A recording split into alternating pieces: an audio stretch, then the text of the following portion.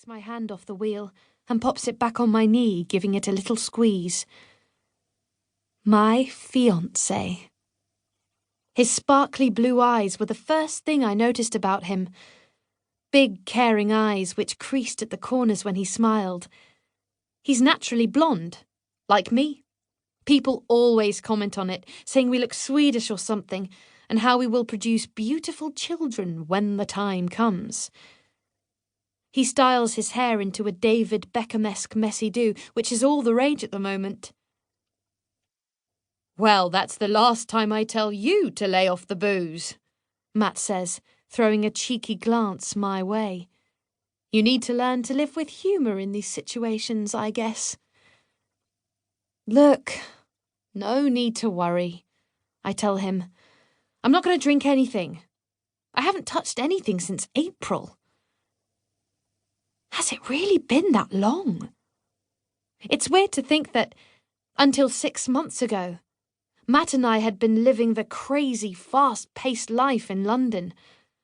Now we live in a quiet Cambridgeshire village around the corner from my dad and sister. And I do mean quiet. That's quite an adjustment to make when you're 26 years old. I'm not quite sure how the Stephanie I know ended up here, agreeing to spend the weekend on an art and photography weekend workshop in an upmarket country house about an hour away from where I live. The old Steph would be outraged. It is beautiful here in the autumn, though. Although I've been living in London since I was 18, the countryside is where I grew up, and it feels like home. It reminds me of my mum.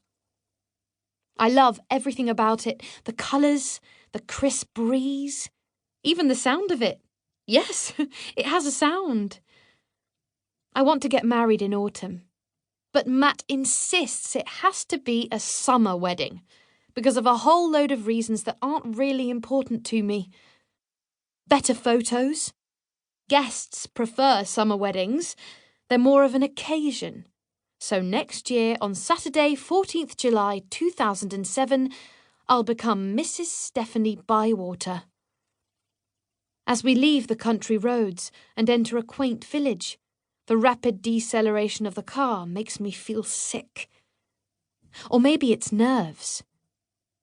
Driving past beautiful houses with oak trees in the garden, we see a sign indicating Heathwood Hall is coming up on the right. You gonna be okay here all weekend, baby? Matt asks, nodding at the sign. I hope so, I say enthusiastically, even though I feel scared. I haven't been left alone for more than a few hours for 6 months.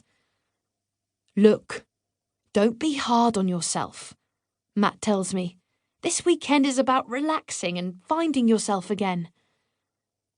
The sunglasses prevent Matt from seeing my eyes filling with tears.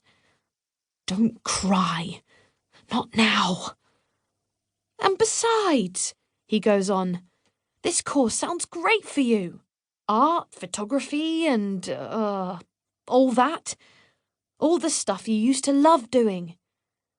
Yeah, can't wait for the all that part, I laugh.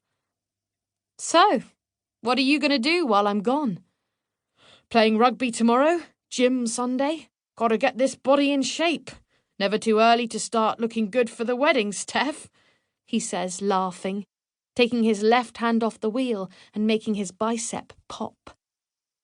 The smooth, curved lines of his toned arm are visible through his thin, long-sleeved top, which I playfully run my fingers down. Lucky me, I whisper. Oh, we're here. The car indicator starts to click as we turn into Heathwood Hall. Late afternoon October light casts a low sun over the road ahead, which is lined with an avenue of old oak trees exploding with red, orange, and yellow leaves. Creeping up the drive, I remove my glasses to peek at the building which slowly reveals itself. The brochure describes it as a 19th century Jacobean-style mansion house. The front of the building faces out towards the rolling landscape and hills.